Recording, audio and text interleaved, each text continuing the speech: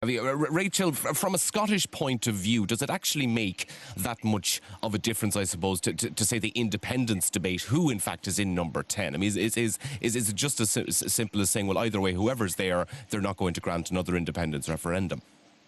I think that's obvious. No Conservative Prime Minister is going to grant a Section 30 order and allow a referendum to take place.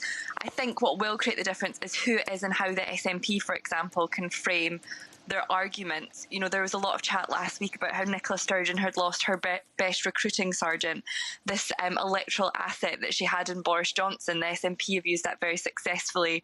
We know he was deeply unpopular and is deeply unpopular in Scotland.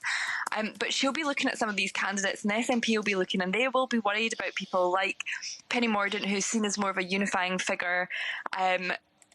A few Scottish Tories are backing her. People like Tom Tugendhat, who are not seen, who are not on the right of the party, who are more centrist. People like that will scare, as you were talking about scaring Labour there, they'll be worried about them. The SNP wouldn't be that happy about them either. And we saw that switch today in the chamber, where Ian Blackford in PMQs was really trying to talk about how, anybody who gets in to replace Boris Johnson will be this huge swing to the right.